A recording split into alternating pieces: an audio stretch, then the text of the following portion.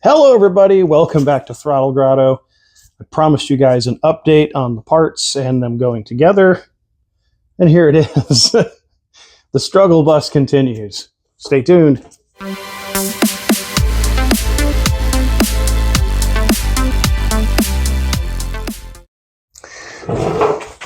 All right everybody, this might look like a victory. The only victory is that I lifted the torque tube up on the jack stands. I'm still struggling with the solution. Maybe you guys have some ideas. Maybe me just putting this stuff up and setting it all in place will help me figure it out. So as you might imagine, the big struggle of getting this all in the car is this right here and that right there. So let me show you what's going on. So back here we have the transmission. So this is the rear of the car, and then the torque tube. This all joins together with this little slip coupling here. The end of the male end of the torque tube goes to the female end of the input shaft of the transmission. And then this little coupler goes over this to tie that all together. So thankfully I have this little coupler. So you can see here, this end of the torque tube, way down there is, oh, get out of the way, transmission. Way down there is the bearings, and you would think everything's unsupported, which it's not. It's actually fairly well supported because this end is in the transmission. This is a key component, which we'll address later. And then up here, the business end of things. So we have our bell housing attached to the transmission or the engine already. So we know that this item is about 1.5 inches longer than the 928 parts. We covered that in a previous episode. Now, if I was smart, I would have marked that. All right, so this whole goofy assembly is the part that these splines is what the clutch rides on. And then inside of your bell housing, you have this piece, which you can access this bolt through a hole that you can see down here in the bottom of the torque tube, and this piece in the bottom of the opening in the bell housing. So the bottom of the 928 bell housing just comes off. I don't have that luxury here. And then this whole item slides and bolts down appropriately like such, so you can see, well, maybe you can't. So there's a piece there, and that bolt goes through there. And so this whole item ends up sitting about here. So you have all of these things happening, and then as you can see, that's where the crank would be. That would sit in the end of the crank. So if we make a mark in the dirt there, and then we also have this dimension here. So sorry if this is all very confusing. This is all rambling around in my head for like the past 2 weeks while all this has been at the machine shop, and I'm trying to figure out a solution. So the machine shop is perfectly able to make me an adapter. They can get the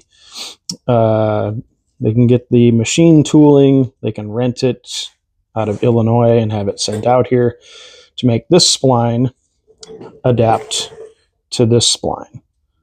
So that sounds great. So getting these two to talk to each other, which is a very important part of this whole thing, which ends up locating, that is what ultimately locates the engine, height, side to side, front to back. Everything is based on these two items communicating with each other in the perfect way. So clearly I don't have the machine tooling and knowledge to make that happen, but they do. So that adapter will cost me about $1,000, maybe a little bit more. The problem with that is then if I have to use I have to use the space I have available here. We're looking at about another 2.5 inches added to the overall drivetrain length. So if I have to use it the way it is currently made from the factory, I have to add about another 2.5 inches to the overall drivetrain length, which I don't know if I have. So first of all, what we need to do is measure the overall drivetrain length, because we can set everything up. We can set everything up back here and get this to touch. Bring it back just a hair. So we can measure from the front of the engine all the way over there to the center of the rear axle. And then on the car, I can measure from the center of the rear axle forward. It should give me an idea of where the front of the engine is going to land. Okay, so since my helper doesn't exist, we are going to do it this way. It's going to be super approximate to get me an idea of what's happening. I'm just going to set this on the floor right at the front of the crank pulley. So I've got that at the front of the crank pulley. And if I look at where this sits, so we are looking at, from the center, approximately 111. Okay, cue the womp womp noises. So here we have right about the center of the wheel, give or take. Try to use my bionic eye here. So it looks pretty close to the center of the wheel. Where 111.5 is just short of that mat. Can't really use that as a line, but it's probably pretty close. So if I go to the line underneath the car, it puts the crank pulley in the same position as that crank pulley is, but there's a lot more happening on the front of this engine on the Maserati than there is on the 928. In fact,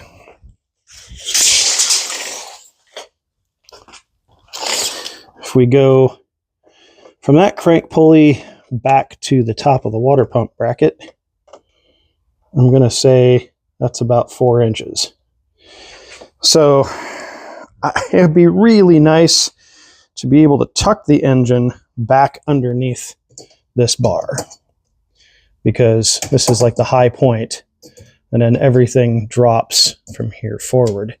So if I say to that, to where that is, that's about 7.5 inches. That's a real problem, because I don't have 7.5 inches of drivetrain back here to modify.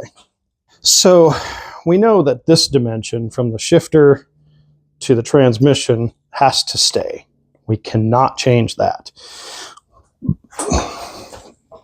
because that locates the shifter in the car, which leaves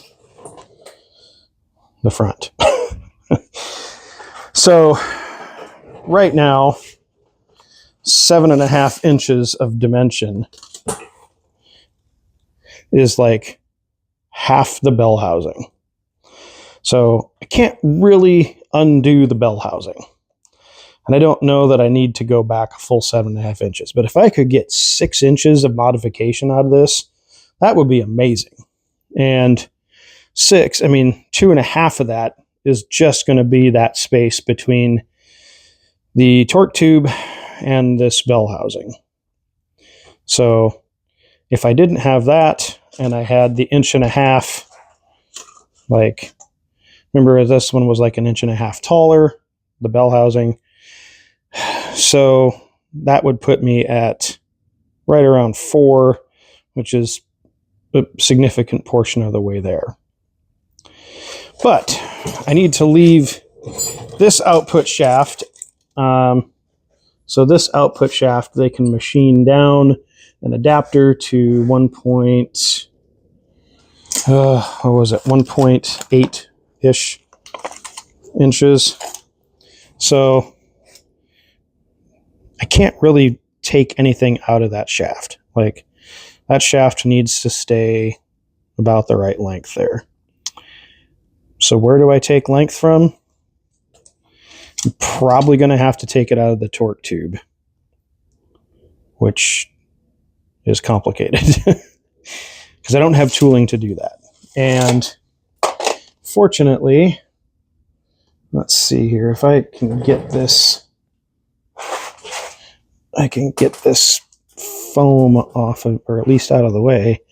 So we have, wait, this is the anchor and the pivot for the shifter. There's a little ball up here with a socket, and this adapter here, which I presume is just threaded rod into this piece here, and this anchors the front of the shifter.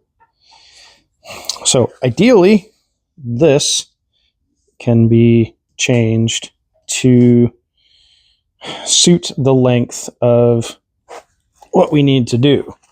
Now, do I have room underneath the car to take, let's say 6. Let's go 6 inches, which is, I'm just going to put a little mark here with my finger. Okay, so I decided to do things semi-professional. So here we have 6, 7, and 8 inches roughed out on a piece of tape. And the inside of this, so if I go all the way back to the inside wall, is 8 3/8 inches all the way back. So that's good news. Let me put the camera down and I'll make a mark for that. Okay, so theoretically, this is not me with my engineering background because I don't have one. I could shorten this all the way up to the inner back wall there, but I also need to leave some room for splines and all that stuff and adapters to slide on. So I can't really go that far. But somewhere in the 6.5 to 7 range may be an acceptable amount to shorten this.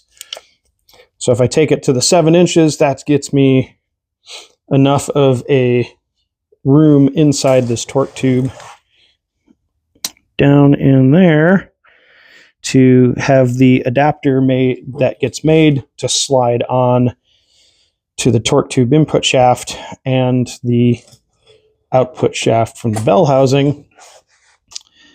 And then do I have, the other question is, do I have enough room to tuck this up underneath the car if I do that? And the answer to that might very well be no. I had to take a few things off the car because every time you work on a 928, you have to take something off the car. So looking down here, you probably can or cannot see, but the way that the bell housing is shaped, you can see that the torque tube basically comes right up to this flange in the firewall. And there's not much room above that torque tube. It's pretty close. And that makes sense because this piece mates up to the floor in the car. So this is a padding around the shifter. Shifter sticks through. Okay, so you can see the shifter sticks up quite a ways into the car. So it does seal up to the bottom of the transmission tunnel or torque tube tunnel, whatever you want to call it. And here we have the other piece of the puzzle. So that piece there. So where this is right about where the firewall sits, which tells me that I don't have a lot of room to play with as far as height and distance inside that tunnel to go. And if the center line on this is too high, We can kind of eyeball this and see we're at about 7.5 inches from center line on this. If we go over to ye old Maserati stuff, this is so hard doing this with a camera and no assistant and no idea what I'm doing. So the top of the bell housing here is right around 5.5. So it's only going to go up 5.5 inches from the center line here to the top of the bell housing, which means it could be tight. But the two big questions I have at this point are center line. Why am I just sitting here with my finger in the end of the... I don't know. From center line from the output shaft up to here, do I have enough room to make this fit? Like, can this actually physically fit inside the tunnel and not cause me to have to do metal reworking underneath the car? The other question that hasn't been answered yet is center line to the bottom of the pan. And do I have enough room to clear the steering rack? That also might not be true. So there is a dip in the pan up front. It would be really amazing if that just ended up lining up with the subframe and I didn't have to do anything. But that's not the case, because in the 928, the shallow part of the subframe is at the rear, not the front. So these are the things that have been keeping me up at night for the past 2 weeks. I wish I had a parts car to stab some of this stuff into just to see what my options were. I don't have a parts car. Here's the options I have in my head right now. I can either go with a custom clutch setup, fit it into the 928 bell housing, use the 928 parts, and adapt a push type clutch release system. There is a company that makes one. I did email them. They never responded to me. They probably figured I was an idiot, and they're right. So that's an option. I can still go with some way to make a push clutch mechanism, a custom pressure plate, flywheel, clutch assembly. It's probably going to be, I don't know what the cost on that is. So it's an option. That allows me to use the torque tube. Really does sound like it needs bearings. But that allows me to use the stock torque tube. I can use the little adapter piece here. And then I have mostly factory style parts. Puts everything into the factory spot. Gives me room to do it. I can use the Maserati stuff and have an adapter made to go between there and there. I could use a Maserati torque tube and make that work, but then I have to adapt the transmission end, and then I have to figure out how to make this shifter work on a Maserati torque tube. Or I can go Maserati torque tube, Maserati transmission, but then I have to build a custom shifter mechanism because I just can't get the Coupe GT / Spider parts to make the linkage work factory, and I'm still going to have to fab it to get it in the right location. I will say that the output, or the shaft here, and the throwout bearing for the Maserati seem to be compatible. So that's good. So turning this down just a little bit with some sandpaper would allow the bearing to be used.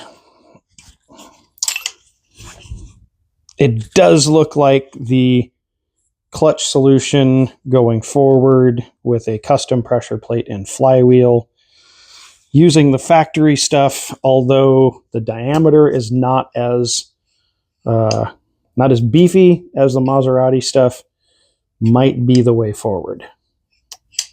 I don't know who to talk to about a custom clutch. These are the things that go on behind the scenes that you don't always get to see. The head scratching and the calculating and the hoping that you can get it all to work. And yes, I'm an idiot for buying all this stuff, but it was literally the only way that I could get this stuff physically into the shop and have it here to measure and find out what's going to work. So let me know your thoughts, and that's all the time I have for today. Until next time, get out there and work on something.